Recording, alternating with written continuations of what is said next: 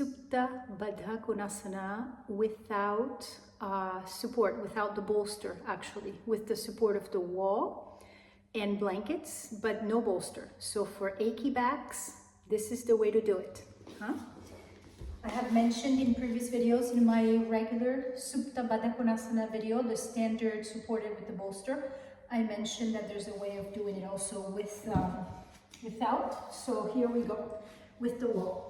You will need support for the head, just a simple folded blanket for the head, and support under each thigh. I'm going to roll the blankets this much, and ideally the thigh blankets are both the same, exactly the same, so that you have the same support under both legs, the same. Supta means supine, lying down. Baddha is bound. Kona is angle, lying down, bound angle pose. And here, we're gonna have our feet together with the toes apart. So you see the toes, the feet are completely together except for the toes. The toes, instead of having them together, they're apart against the wall.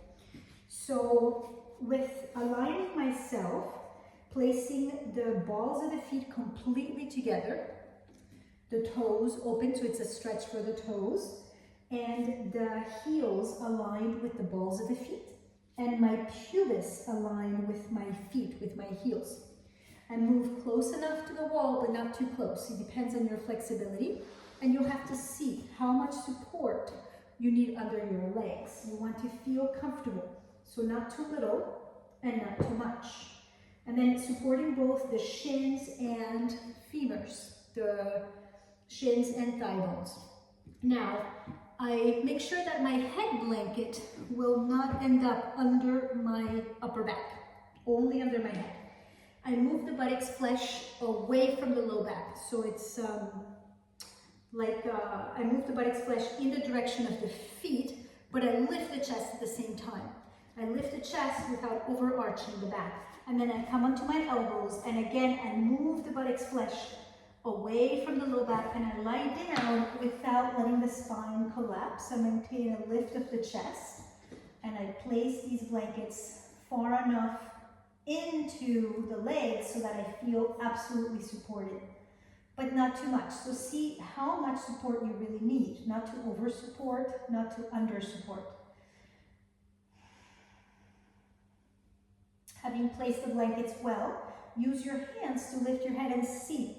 Are you even? Are both legs supported evenly? Do you seem like you're equidistant from the wall on both sides? Your pubis, navel, sternum, nose, center of the head aligned. And then lengthening the back of the neck, I place the head down carefully. The blanket under the head all the way to the base of the shoulders, but not under the shoulders. And then I can extend the arms over the head just to create some length.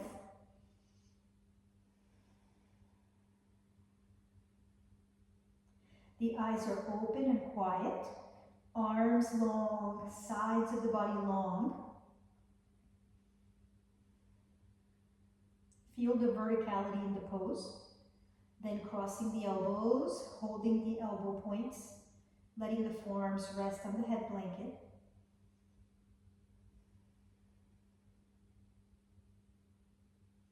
And through an exhalation, we can close the eyes,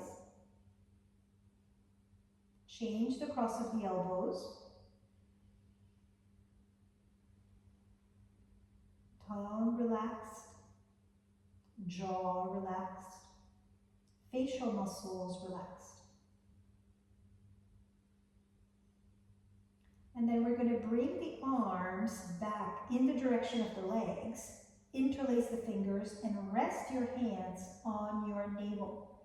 Rest your interlaced hands, palms on the navel, and tuck the shoulder blades down the back a little bit so you can feel the lift of the chest. There will be a natural low back curve. It should not be painful, bothersome. It's the natural curve. We're supposed to have a curve in our lumbar spine. but it should not bother. If it bothers, you can put a little folded towel under the lumbar so that those muscles can rest onto the support. Change the interlace of the fingers, and you can stay in this pose anywhere from 5 to 7 minutes. Be aware of the abdomen receding, deflating on the exhalation. And then relax the arms to the sides, lengthen the back of the arms, roll the upper arms out, and relax the hands in Shavasana position. Palms facing towards the ceiling. So stay as long as you want. I'll explain how to come out of the pose.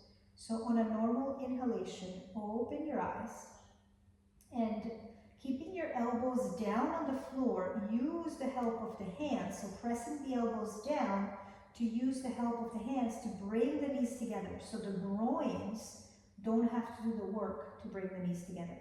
And then move the feet away from the wall just enough to get your toes flat on the floor. No need to move more than that. Just feel how pleasant it is to just have the toes flat on the floor.